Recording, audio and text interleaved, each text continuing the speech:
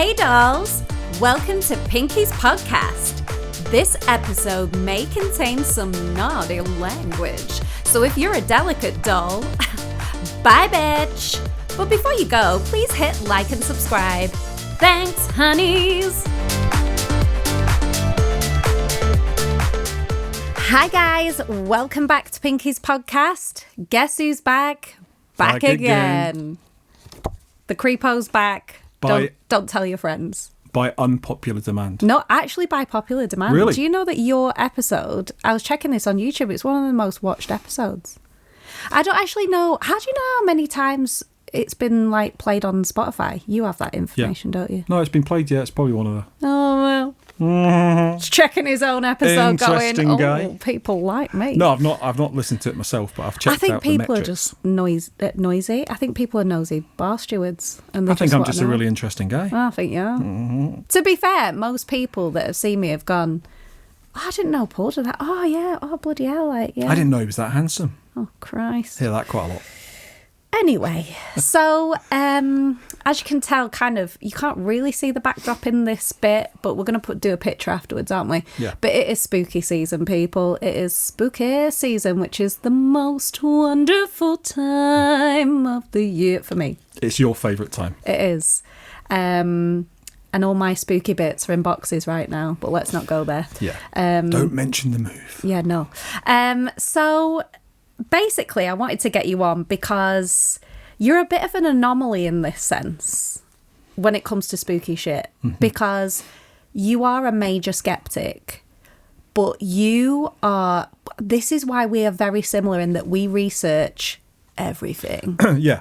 Isn't it? So this is years and years ago, but you properly got heavily involved in like the science. Yes. Because you want to prove your skepticism. I'm what you would call an open-minded skeptic. Okay. There's two types. You get closed-minded skeptic who doesn't matter how much evidence you put in front of them, they already have a belief system. Richard Dawkins, for example. Oh, I hate him. The guy with the glasses. Yeah. Oh, God. Obviously a very, very intelligent man, very well educated. However, fucking ball bag. I don't think there's any evidence that you would put before him that would make him change his mind. So that's what I mean. I just think, see, when you're that close-minded, like, you've got to be open about it. You know, you're never going to be, who says that they know everything? But he is one of those people. I think that's why he's so irritating. But let's be honest, he's probably playing up on that for TV. No, I think because they know if they wheel him out, that people are going to get really ag. Well, he obviously has a lot of supporters, but I think the argument over the years has always been extraordinary claims require extraordinary evidence. Now, that's not science. No. Science is we look at the evidence. But unfortunately, when it comes to, if you want to talk paranormal or however you want to frame it, that's where there's a bone of contention with, well, what's good enough? Okay. What's the good enough evidence? There's an old saying as well, which you've probably heard of, Occam's razor. Okay. So Occam's razor is basically that when you look at something, the simplest explanation is usually the correct one. Yeah. So sometimes when there's claims of paranormal behaviour and you look down and go, what's the simplest explanation? Well, it's probably that. But that goes against modern day science. So it's like, well, we need more evidence. More evidence. It's like, well, where do we stop? Yeah. Where do we stop and go, actually, on the balance of probability, based on what we know, that probably is a thing.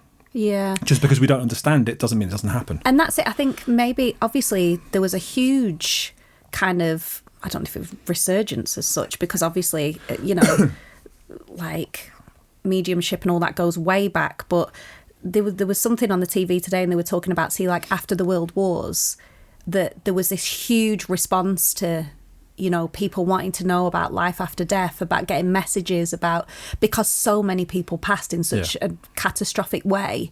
So do you think then that could be being the rise of skeptics in that sense, or more? Well, there was a big kind of mediums and telekinesis, and that was big around the turn of the century. Right, okay.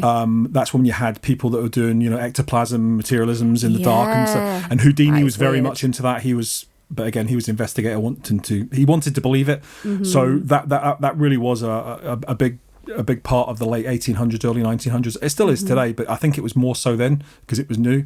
Yeah. The problem you have, if you're talking about, mediumship and things like that, is obviously grief. Now, people are grieving. You want to believe, Yeah, and that's the issue. They just want a message. And unfortunately, I'm still very much personally, the jury's out with regards to the mediumship. Whether I've seen some impressive cases, and I've thought, how have they done that? Like me. Yeah.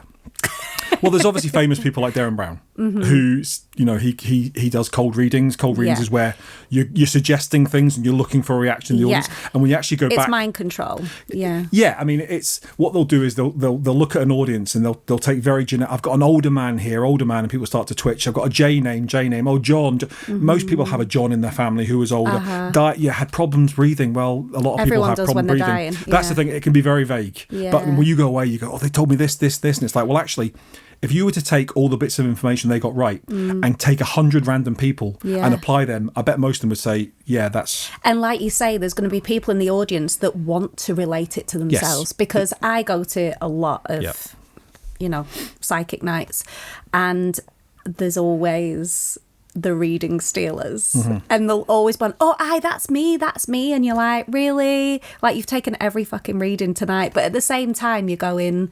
It's a shame for them, because they obviously just want something. They want answers. But unless it's getting specific, and this is where I'm saying, when I've read people, and obviously that's a private thing between me and that person, but if they've wanted to speak about it, and then if I've said something to you, you know me, and you know I'm not sitting there researching people or, pulling shit out my backside. It just, I know. But it just... I don't know where it comes from, and I'm not talking to somebody. There's nobody there. But then, as we've had Alice on before, she she did a bit of a workshop with me, and she just said, well, spirit won't give you anything you're not ready for, so you obviously don't want to see them. And I'm like, I don't. Like, I literally don't. But where is this information coming from? But you said I could be more psychic than... Well, there's lots of different theories that have been proposed over the years for this. People like Alice, obviously, I've met. I've never seen her in action. I'm going to, but it's like ghosts. Yeah. Okay, it's a very contentious issue. There's lots of evidence over the years that there's been these apparitions. It's really, what are they?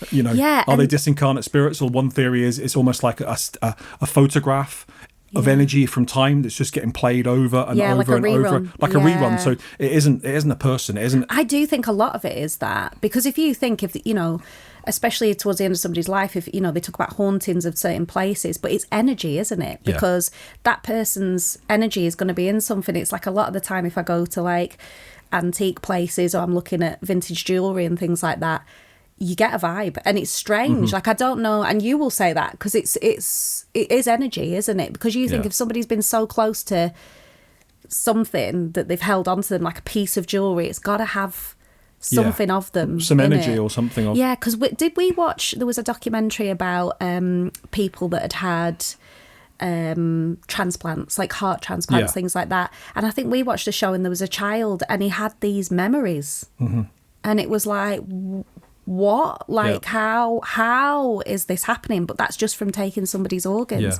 and they literally related it back. I mean, that's proper evidence, isn't it? Unless that was faked beforehand. They told the kid what to do, but he was a little kid. Yeah, and you kind of think it's strange, isn't it? Yeah, this is where the skeptics come into the room, where you get these claims. I mean, there has been over the years.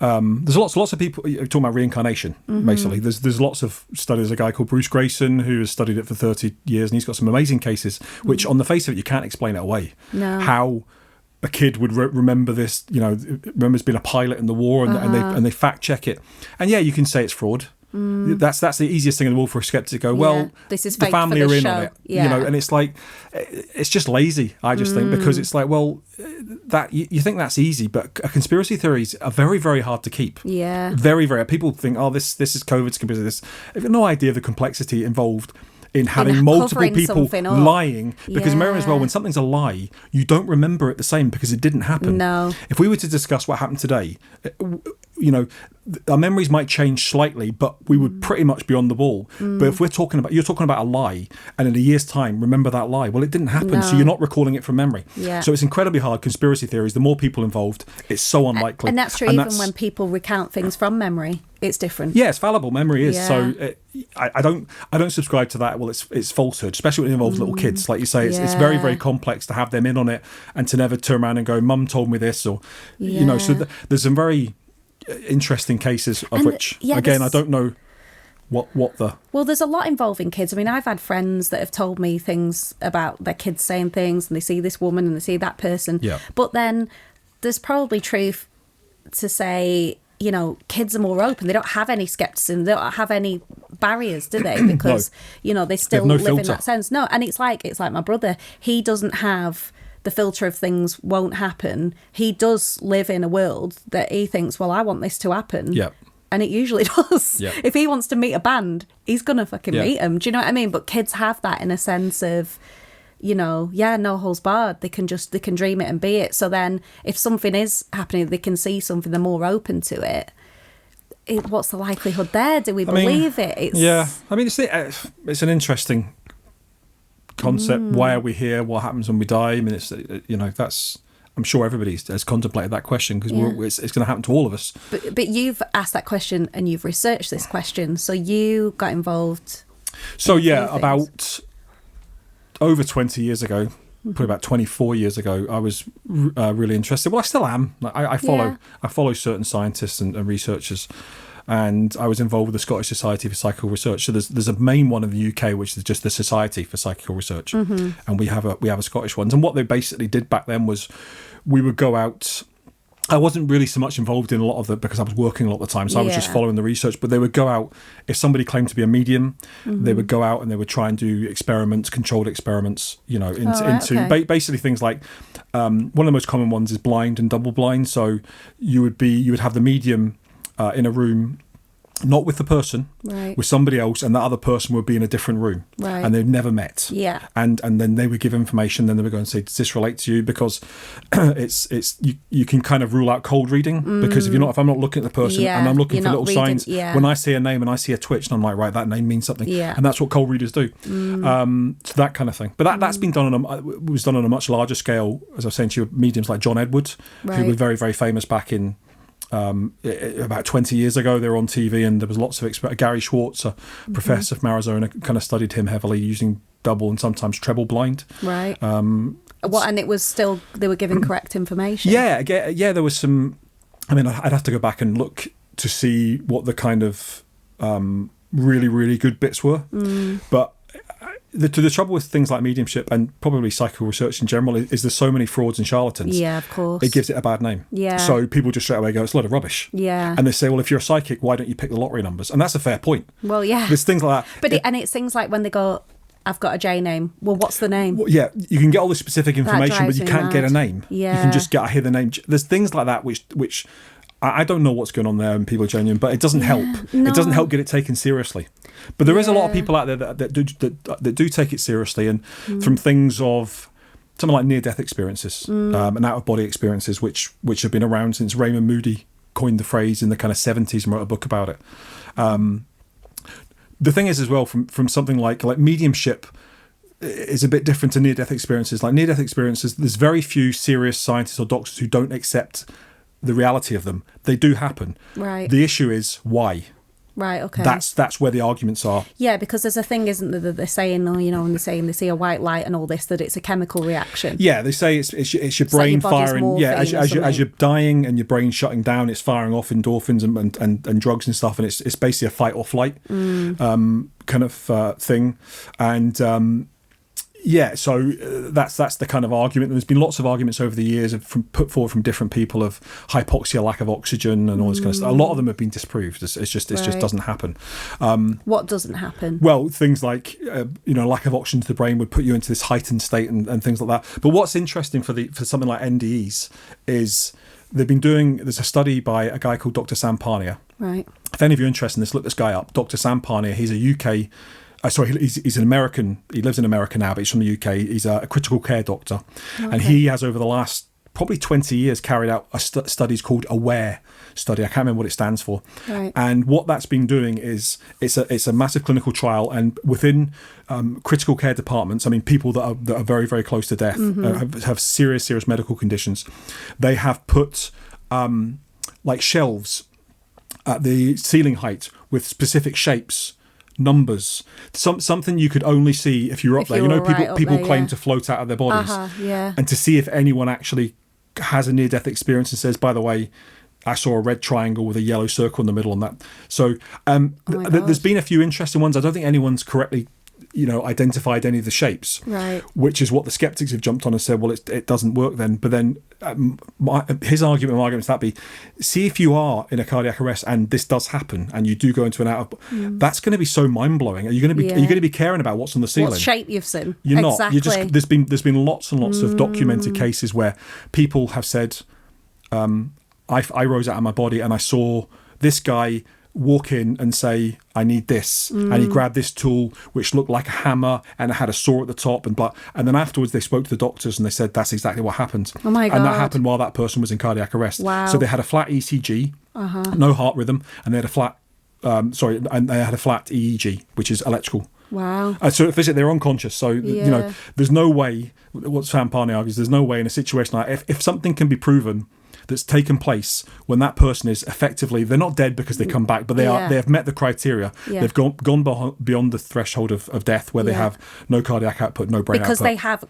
Because they're right up to on machines, them. And they experienced something during that time that people who are in the room can verify. And this has happened to conversations in other rooms where the person wasn't. They went through the walls or they saw a tennis shoe on the windowsill, and this was all verified. Wow. So we need to know why. Yeah, of course. And that's where you come in with your science angle, because you were actually really wanting to do a documentary about this, weren't you, as well? Who was the scientist you were going to speak to? Rupert Sheldrake I was speaking to. He's very well known in the in that kind of scene. I would, it's just obviously it'll take a lot to get it all I'll be done. presenting it. Yes, yeah, absolutely.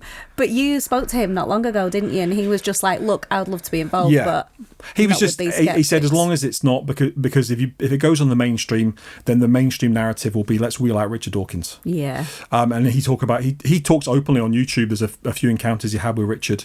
The skeptic guy. Rich. But basically, that he was invited to do something, and then as soon as it started, it became obvious that it was going to be from the skeptic point of view, and you weren't going to get a fair balance, and which isn't fair to a scientist. Yeah, do you know what I mean? It's like he's Richard dealing Dawkins with is a fact. scientist. Yeah, well, yeah, but he is the official BBC front person for science. He's more of a bloody, I don't know. When I say bore bag, I mean he's a boring bag of wind, but in Scotland that means something else, doesn't it? He's one of them as well. But I just think he's more of a caricature now. He's made himself that way, because when you see him on things, I mean, maybe he's just a really forthright person, but I don't know, when you're sitting across another academic and you're not willing to listen. He's had, I mean, there's been some good debates he's had with people where he's definitely come out second best. Good people have answered his questions, and he's, I watched one recently, I can't remember what the debate was. In fact, I think it was Piers Morgan.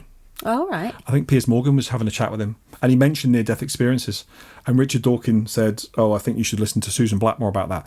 Now, for those of you who don't know who Susan Blackmore is, she's a scientist as well, and back in the 70s, she was very important around the whole NDE when it came out. She was a skeptic, she was a scientific skeptic, but she presented a lot of theories as to what NDEs are. Yeah, and NDE, near-death experience, out-of-body experiences, OOBs. So she presented theories as to why these happened and what the cause were, and there were interesting theories. Over the years, pretty much everything I would say that she put forward as theories has been disproved. Wow, okay. She's not relevant, no. And that's what I thought. She's not relevant. No, sorry, she is. But what she thought, her things she proposed 50 years ago, don't stand up now. Yeah. And I think when I saw it, this was quite a recent interview. When I thought Richard Dawkins quoting her, I thought, well, but you're at touch, you can't. mate. Yeah, any serious researcher. No pun intended. Any serious researcher, how can you take him serious when he's quoted? He's Somebody not quoting the that's been people, debunked, the current yeah. people. I wouldn't be surprised if Richard Dawkins doesn't know much about Sam Parnia. And Sam Parnia he's a critical hell. He's a doctor, so he deals with people every day, suffering life or death daily. Yeah. He's involved in the resuscitation of people, every single week. So he's seeing people and he's seeing the results, and so he's very, very interesting guy to research if you're into that kind of thing. And see, so the other angle of like hauntings, ghosts, things like that with the society.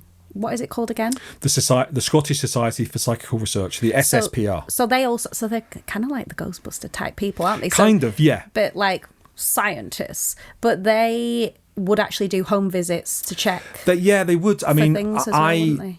You know about the person I used to work with. I'll not go into the specifics, but they had some interesting kind of paranormal activity, if you want to call that. It was at the house movements, wasn't it? Yeah. It was poltergeist movements essentially, and orbs captured on camera, and lots of weird and wonderful things. And they stayed there. And she's not a big spooky person. No, not at all. Not at all. They just literally were like, "This is happening." And like, her partner bloody was the weird. same. Yeah, absolutely. Yeah. And she had videos as well of night vision. She got night vision installed videos, and it captured weird things. Crazy. And I said to her, "Look, this is quite interesting. I said, contact the Scottish Society for Psychical Research. Send them what you've got." I said, "I think that warrants investigation." Yeah. But they didn't. They came back with some more criteria to be met, and I thought personally, I mean, it could come down to funding, it could come down to anything. But they must get so many things that it's just people just taking the piss. Of course, absolutely. Well. But I don't know what their current threshold is for when they will attend. But I felt that in this case, the threshold was quite high. From my experience from back in the day, I thought, well, I would definitely, if I had the means to, I would 100% be going down there. It must be hard for them as well now, because obviously, you've got apps where you can make apparitions and all sorts of shit. You've got special effects and whatever. You've all got it all on your phone, so it must be a weird. But again, difficult what thing. have you got to gain for that? Because they'll just come down and straight away weirdos they'll disprove it. Yeah, but there's some bloody attention seeking. Oh yeah, weirdos in there. Again, that's the same with the world of the mediums and stuff like that. I'm not going to name some of the famous TV ones, but they're as fake can be. Yeah. Absolutely. Yeah. Just for libelous reasons, I'm not going to name them. No, that's one of the things where it's sad, really, because the people that are desperate for these readings are wanting answers. They're preying on people who are preying on their grief. It's awful. Yeah, it is awful. Yeah, you're preying on somebody who want validation that the person that's passed is still there for them. Yeah. And it's funny how, I haven't really said this to any mediums, but when I always wonder, when does it become the point where you go, this is going to be my vocation now, I'm going to start charging for this? Because I've read people and given things, but it's always been off the cuff. It's not like I've booked somebody in and said this. It's just I've just gone, well, I need to tell you this, and they're like, what? But I always kind of think that's a bit of a weird. Obviously people have to make money, they have to make a living and things like that, but I just kind of think, it's a bit of a weird bit, isn't it? Where you think when it's okay to start, that you're validated enough that you can start charging for that. Do you know what I mean? But again, this is the issue. If you were to say to a medium who is a charlatan, they're not going to say they're a charlatan. Well, exactly. No. So, but it's I if someone claims to be something, then if I had the means, I would investigate them and I would let the science speak for it. But there were a couple that you said, because you went for a few readings, didn't you, when you were investigating all this stuff? We went to Spiritualist Church up in Charing Cross back in the day, and kind of just sat in on a few just to kind of gauge in that, but we didn't. There was experiments ongoing. I can't remember what mediums were. As I say, it was 24 years ago. But you said there was one who was pretty good, though, didn't you? Was it a hairdresser? Gordon Smith. And I don't have any personal knowledge of Gordon. Right, okay. His reputation's very good. Right. Back in the day. Did your mum go and see him? I don't think so, because his name was the Psychic Barber. Oh, right, because he owned a hairdressers in the West End somewhere. I'm pretty sure Alice said he's still going. I don't know Gordon personally, but you've heard good things. Yeah, people that have gone to see him have spoke highly of him. But again, it's somebody could be impressed with. Like I say, you had I've got a father figure here with a J in the name in the past, and they want to tell you they're very proud and really generic stuff, and the person could go away feeling great. Now, which is fine. So that if it makes someone feel good, then good. Haven't. Yeah, but again, there's the flip side to that. If you're paying for that, I don't agree with that. If somebody's a charlatan, they're paying for it, and and they're just telling people what they want to hear. Yeah, you know? But then at the same time, it's kind of a form of therapy or something, isn't it? Really, it's like grief therapy. I mean, you're giving people, I don't know, peace of mind. It's a tricky one. It is. It's so hard, isn't it? And it's the same. But it's not just with mediums; it's with psychics as well. And remote viewing. People that can remote viewing is when people can close their minds and basically see thousands of miles away. And I mean, there were experiments during the World War II and different wars for the US governments had these people that claimed to be remote viewers in and see if they could go and spy on Russia and stuff like that. This is all documented, and there's interesting results and stuff like that as well. I would say, something like telekinesis or something like that, where you have premonitions and stuff like that. I think there's a strong amount of evidence that there's something there. Yeah. Rupert Sheldrake said it was an interesting one. He said to Richard Dawkins, when Richard Dawkins came out with the usual mantra, extraordinary claims require extraordinary evidence, and Rupert's argument to him was, well, how many people have had a telepathic experience? Yeah. They recall that. In which case, it's not extraordinary; it's ordinary. It's common. So, but where's the burden of proof for that? Of course. How many of you have been driving along and a song's come into your head, then it's come on the radio? Yeah, we've all done that. Or you think about somebody and the phone rings and it's them. Everybody watching this will have had something similar. Yeah. Now, again, skeptics will just say, "Well, it's just down to chance," but I would love to know what the odd statistics are of thinking about, particularly if it's somebody you're not expecting to hear from. Yeah. Interesting one as well, with regards to the sort of near-death experience is deathbed visions. All right. This is another one. There's actually a really good nurse on TikTok, TikTok called Nurse. It's a TikToker. Yeah, what's her name? She's a hospice nurse. I can't remember her name now. All right. See if you just Google hospice nurse deathbed TikTok, she'll come up as the top hit. So she's a nurse, she works in hospice, in end of life care, and she talks about lots of experiences of people, what they class as normal now. Because if you go to a doctor and say, what about near-death experiences, if they don't have any experience of that, they're going to say it's rubbish. It doesn't science, which you can understand the background. But if you work with critical care patients where patients are dying all the time, you will experience things that you can't explain. And she says that deathbed visions is a very, very well documented one. But particularly with, like, sometimes when the person's about to pass, right before they pass, they could have been in a coma, they could be suffering from advanced dementia. Right before they pass, they suddenly become incredibly lucid. Yeah. Like, they recognise everyone, they sit up, they look up to the ceiling, they smile, someone's here to greet me, and then they just pass away peacefully. Yeah. Or they see somebody, someone such and such in the corner of the room, an old past relative, right before they pass. Now, again, maybe that's the brain's way of comforting you, I don't know, But there's been lots of ones where I've seen people they didn't know had passed away. Yeah. I'm seeing so and so. Why am I seeing this person? They've come to me and they subsequently find out that actually the night before the person passed away in a car crash. Wow. And the person there they're not even dying, but they have a vision. They come to them in a dream saying, "I've died." All that kind of stuff. See, when that happens, you can't explain that away. No, you can't. In terms of what we know about science now, you cannot explain that away. No. In my opinion, there's definitely what the reason is. I don't know. What do you think sparked that in you to start researching all that? I can't remember. I mean, I maybe I'd watched something in the paranormal. I don't know. I found it interesting. But you did tell me about something that happened to you when you were a kid that has stayed with you because you still remember it. The dream. Yeah. Yeah. So I must have been because we lived in High Wycombe in Buckinghamshire at the time. So I would have been about 11 or 12. And we were going to do a school visit the next day. I can't remember why we were going to this church, but all I remember is the UK's first Prime Minister, a guy called Benjamin Disraeli, is buried at this church. Right. So I don't think we were going just to see Benjamin Disraeli's grave, but this was in the late 80s in the UK, so maybe that's what counted for a school trip. See, now you get to go to Amsterdam and skiing. We got to go and see a church and a grave. See these kids now, it's insane, isn't it? So I don't know if that was the reason, but I remember we were going, and the night before I had this really vivid dream that I was working on railway tracks and something happened. There was an accident, and I remember lying there feeling that I was dying. I was injured, and people were saying, Jack, stay with us, Jack. And anyway, I woke up, and but it was you from the perspective of that person, right? And I was like, okay, that was weird. So we went to the church, and we were looking around the church, and I remember just being drawn to this grave. I don't know why. I just go and look at this grave, and I remember it said, "Here lies," I can't remember the full name, but it was Jack somebody. And it actually God. stipulated accidentally killed whilst laying railway sleepers, which is what I was doing in the dream. What fucking gravestone has that on it? Yeah, I actually said it on it. And it's in. If anybody thinks I'm at it, go to the church. Google where Benjamin Disraeli is buried.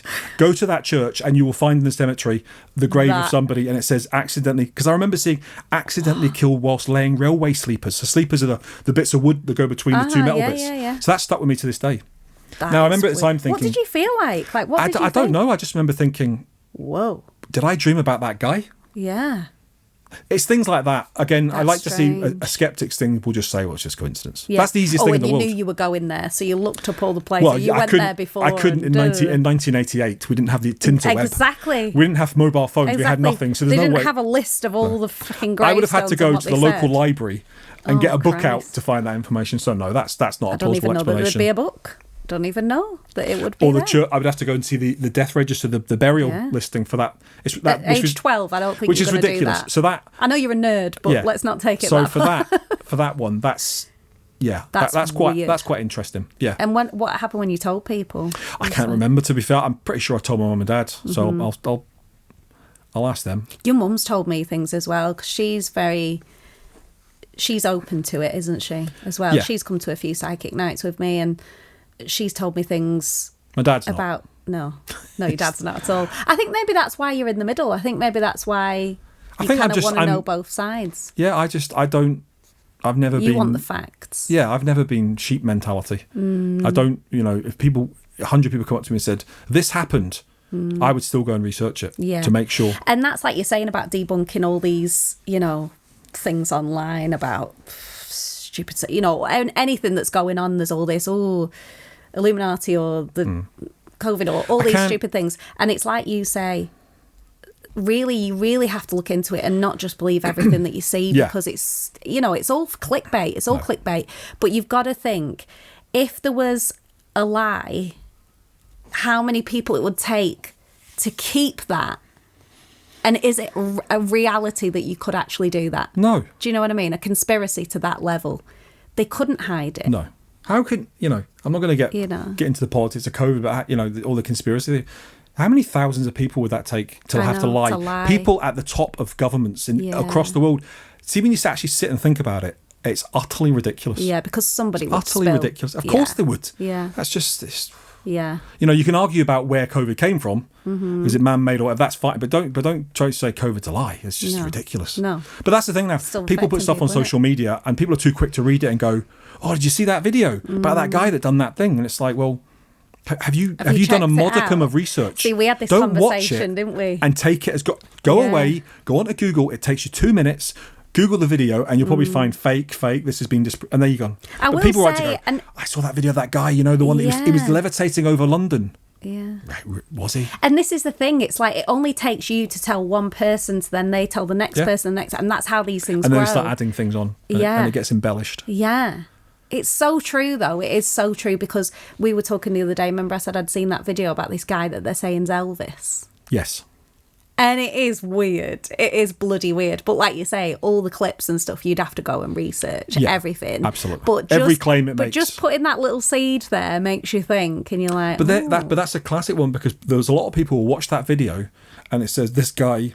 And they're like, that's him. This guy appeared and he knows this, and his son's a spitting image of Elvis, and he's linked to this and he's linked to that, and they try to say it's Elvis.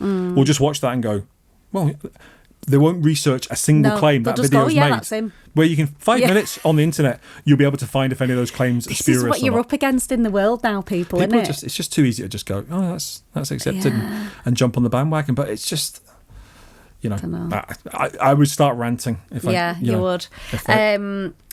And so you had another experience, didn't you? That kind of, was this after you'd started researching stuff? The lady. Oh yeah, this was later. Well, so you weren't it wasn't heavily years into later. It at the point or anything. It was just this would have been around the time that I got into the Scottish Society for Psychical Research, because Right, it would have been about 2001. Oh, right, okay. So This that's happened. interesting. I didn't know that it was around that same time. No, I don't think this was a reason I went into it. This was just a creepy story that even now I can feel the hairs in the back of my neck. Oh, God, don't. I don't know if I do it justice. So when I was in the police, I was very early in service, and we got a call, myself and my colleague, about I think it wasn't really when things were classed as domestics then. I think it was. Okay. It's different now, but I think maybe it was a domestic. A disturbance or something. It wasn't even disturbance. I think it was. Yeah, I think. But it was related to a couple arguing. I think it was something like I had an argument with my partner, and he's refusing to leave. Right. Essentially, that was it. Right. So we went down, and it was out in the middle. It was like an old farmhouse out in the middle of where I worked. Was quite rural. It's already creepy. Yeah. So it was a kind of farmhouse out in the not the middle of nowhere, but there was no other properties really anywhere near it. Oh my God. So I had to go and drive down this single track road to get there, and we pulled up and we parked. So I looked up towards the house, and it looked like this woman was levitating in her kitchen, in her living room window. Oh my God. So she was What do you mean? So she had long dark hair, long black hair, older woman. She was wearing like a whole sort of all-in-one white thing, and she was kind of standing. A white thing, like a nightie or something. Kind of thing, yeah. And she kind of had her arms out, but she was just standing in the window. But the way she was standing with the light behind her was almost like silhouetted. And she was so high up the window, it looked like she was floating. And I remember looking at my colleague, I was like, does she look like she's floating? And we both went, yeah. But what? So it turned out she was standing on a table. Oh. Don't know why, but that wasn't it. You'd had to have seen it to understand it, but it was like really straight away you're going. But then she saw us, and we saw her climb down or something. I said, well, she's standing on something there, but it was just bizarre straight away. But I knew this person because en route to the incident, my colleague has said, oh, there's this woman's known locally as a bit of a witch and witchcraft and all that kind of stuff. Ooh. And we were just laughing about it, saying, yeah, okay, whatever. Right. So we went up to the house. It's called us in, very, very nice. Probably in I would say 60s. Right. So we said, what can we do for you? Okay, so my husband he's been argumentative with me today and blah, and I just want him to go and cool off, and I just want him to leave the house, etc. Okay, right, we'll go and speak to him. Where is he? He's upstairs in the bedroom, first bedroom on the left. So myself and my colleague went up the stairs, walked into the bedroom, empty.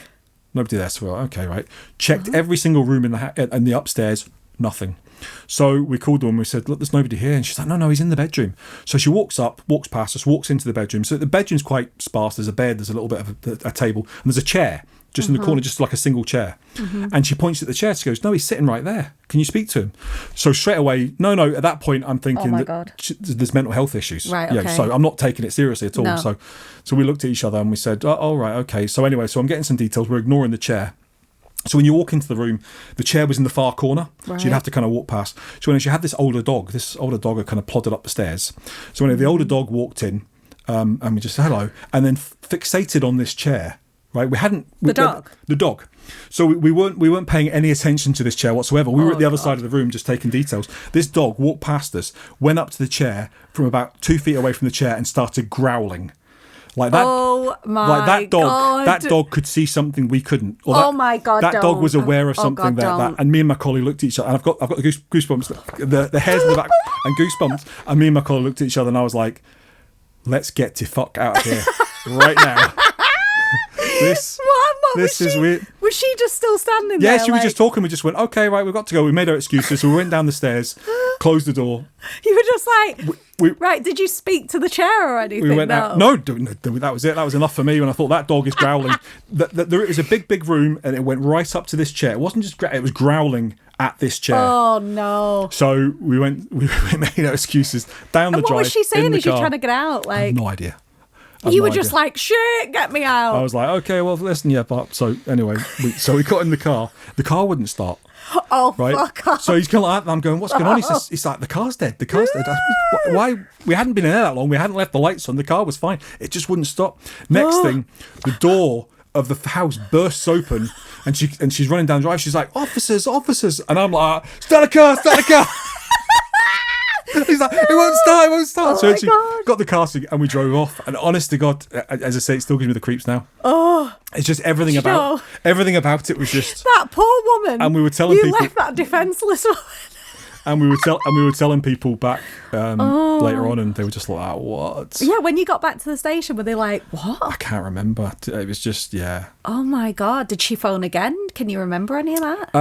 I never personally had any dealings with her. Right. So about a year or two later, she passed away. But I'm not sure if the cops ever went back up. But oh my God! I feel like we need to research her and see how she died and stuff. Oh God, that was 23, 24 years ago. Oh, I feel weird. It was a bit strange. Again, that's just one of those like, Yeah, but you can be. It's funny, isn't it? Because if you're perceiving something a certain way, you can feel weird. It's like, do you remember we went to the Edinburgh Dungeons? Yeah. And we went to the caves. And do you remember they put us in that room and they blew all the candles out? Yeah. And they were like, this is what it was like, and we were, I mean, I was holding on to you going, some fucker is going to grab us in a minute or whisper in my ear or something. And it didn't happen, but you're in that state of, oh my God. But that's created. Yeah. Right? Yeah. But in that situation, it's just a normal day. It's just a day-to-day life situation. So that must literally be the thing that makes you go, bleh. Yeah. Like, it was just a combination of everything, because it was like, it was sort of dusk times, the light was coming down, and this house was in the middle of nowhere, and there's just this one light on, this figure just as we pull up, just like waiting for us. And oh God. it was just like, oh, that's weird. That was quite funny. Just weird. But then you've been in situations where you've had to go and see dead people and really awful situations, and I'm trying to like therapize you now, but how do you disassociate that? How does that not give you the creeps? Like, how do you deal with that? I suppose some people don't deal with it though, do they? Some people don't deal well. No, it's one thing that's never, I mean, I don't want to say never bother me, I'm human, so I have emotions, but I mean, from the physicality of seeing somebody that's dead, that doesn't freak you out. No, and but even if it's been, but you've said to me it's more sadness. Yeah, it depends on the situation, sort of thing. I mean, it's sad when anyone dies, but if you're having to go and deal with the death of a child, depending on the circumstances as well, or if somebody's been murdered, or you're having to go and see the family or whatever. So there's different. What a job things for that. But do you know, people can slate the police, but would you want to do that? Do you know what I mean? People like I think the majority of people don't actually realise what the police do. They just think we drive around and stop people for no reason and stuff. Yeah, but the actual behind the scenes, what we, unless somebody is terminally ill and we go to any death, we deal with it. Well, you've been like, I mean, I can't even imagine the things that you've had to deal with, but I always think, when you see in the paper and somebody's passed away and there might not be any family or anything like that, so you go into things like that, that must be like, ooh. Yeah, it's quite sad if you go to, I remember I went to, we've got a bit off topic here, but I went to a suicide, the guy had hung himself, but he lay for 10 months. Oh no. So, and it was eventually the council who hadn't responded to thing, and you just think, that's quite sad, nobody missed this person for 10 months. Gosh. And it wasn't, they lived in a nice flat in the West End, and they weren't that old. It wasn't like an old man. No.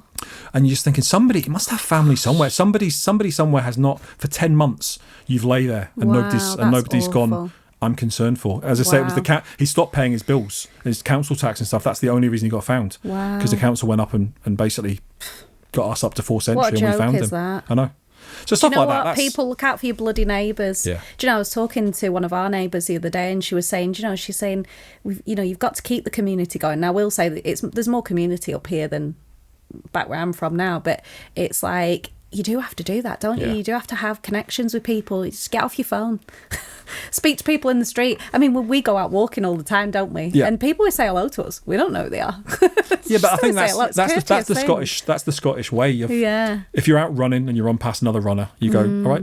Yeah. If you're out cycling, you go past another cyclist, you go, all right. Although you could be out walking and pass a cyclist and you just give them a little nod. And it's you're out enjoying the fresh air. It's funny because there's going to be loads of skeptics, but see, like these psychic nights and stuff, obviously when I've gone, they're really well attended. Yeah. Like there's a lot of people there, but there's almost like, it's weird maybe because I feel like I've got a more heightened senses that I can tell people that are really there for something. I can feel it from them. But I think a lot of it, like when I go, not being nosy, but it's just hearing the stories. It's like hearing the messages of love, do you know what I mean, for that loved one, because I think people go, oh, no, that's well scary, I'm not going there, like, it's going to be haunted and all this, and it's not actually like that. It's more of, because the people that are coming to talk to you are your family, or that's your friends, Hollywood, with Poltergeist and Amityville and all this kind of stuff that but it has have changed. made people, if ghosts are real, what harm are they going to do you? And it has changed a lot for me, because I remember being a kid being fucking terrified, but I mean, my mum's worked in TV, theatre and film, so you know, she debunked a lot of the spookiness because she was creating it with makeup and costume and all the rest of it. But you know, I would say I worked in a scare attraction for years, like, and even that, when I was producing or managing one of the locations, and I would have to do a walkthrough on my own. Do you know what I mean? Knowing full well, like, I know maybe nobody's in there, or somebody could be fixing a plug or something. I'd be like, fucking hell, like, because it would still, because you're in a scary setting. But I think now I'm not as scared of spirit anymore, or something that I perceive to be that. Like, it's strange, isn't it? Because I do think there's like high vibes in here, but I think I don't see it as anything scary. No. Because I can be in here by myself and I feel fine. So yeah, it's weird, isn't it? It's all perceived. So maybe that's where a lot of the skepticism comes from, in that. But I think, it's just very interesting, I think, that you've kind of swing both ways. If you like. Are we still talking about psychic ability? I don't know, honey, I don't know. But do you know what I mean? I think you like a more rounded knowledge. Yeah, I very much lean towards the scientific side. Of, you know, because you can't argue with science. You cannot argue with science. If you know, it's if you were to take a science experiment and delete it from history, and then in 50 years it was rediscovered, it'd be rediscovered exactly the same way it was when we got rid of it, because it's scientific, it doesn't change. You know, it's mathematical, and you know, it can be measured. Psychic ability is not like that. It doesn't fall within mainstream science. It doesn't fit with our. Remember, there's a lot of researchers now there's a new thing, quantum mechanics, quantum physics, and that are suggesting, you know, other planes of reality, and you know, like dual. There's lots of films about it now, and you know, we coexist in multi universes at the same time, and you know, that's a mind fuck, innit? That's like Matrix shit. And isn't it? there's, you know, about, you know, the body's made up of energy, so it can never die. You know, it's because energy just continues. Do you know what's a weird thing? And I don't even know if I've told you this before, but when I was a kid, I used to have these really weird things where I would not go into like a seizure or collapse or anything like that, but I would, like, my eyes would be closed and all I could see was grey, and it was only almost like a TV tuning in. But I would get an impending, like, there's nothing feeling. And I would get it, like, every now and again, but it was such a weird thing, and it felt like I wasn't there. Does that make sense? It was but I really remember it, like, clear as anything, because I think I only ever fainted once.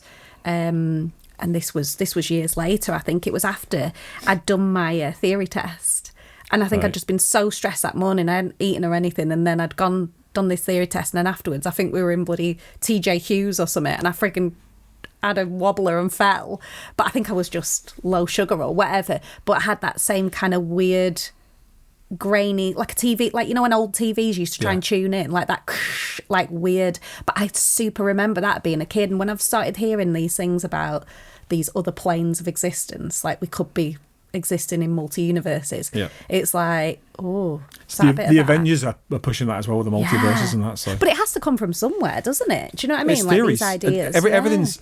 Sorry, excuse me. Help him. Sorry, a little bit until something can get accepted and proven in science, it's just a theory. But everything was a theory at one point. The theory of gravity, relativity, evolution, it was all just a theory until you find evidence. And all those theories back in the day, no doubt would have been met with skepticism. You know, until prove. In science, it's basically you need to be able to do an equation. There needs to be a mathematical equation to prove. That blows my mind. I can't be doing that. Because science is amazing. Science is absolutely amazing when you think about what we can do. But it's one of these ones that, you know, like I say, we might never get there. It just might always be a mystery of, well, we'll all find out one day, or we won't, depending on what they're. You know, that's the thing. It's interesting. Oh, that's a thinker, isn't it? We'll leave you with that. So thank you so much, darling. You are welcome. For giving me your spooky 10 penneth. Do I need to go make you a Halloween dinner now? Yeah. Oh, do you know what I really want? Those pumpkin mini pizzas. But you have to make them. Because I want it vegan, gluten-free. All right. Have I made them before? No, but I seen a video and I sent it to you. I'll check my messages. I don't. That one must I have... always get my way. Peel me a freaking grape, honey. Do you know, literally. You're lucky I love cooking. I know you do. I'm not allowed to bloody cook. But yeah, spooky dinners. It's good. We're doing a lot of spooky stuff this year. Yeah. We're going to go to a psychic night. Mm-hmm. We're going to see Rocky Horror. Rocky Horror. Yes. With Jason Donovan. Go on. And I'll probably just be doing some general spooky shit. Sounds good. Yeah. Love it. Thank you so much, darling. You're welcome. Love you. Love you.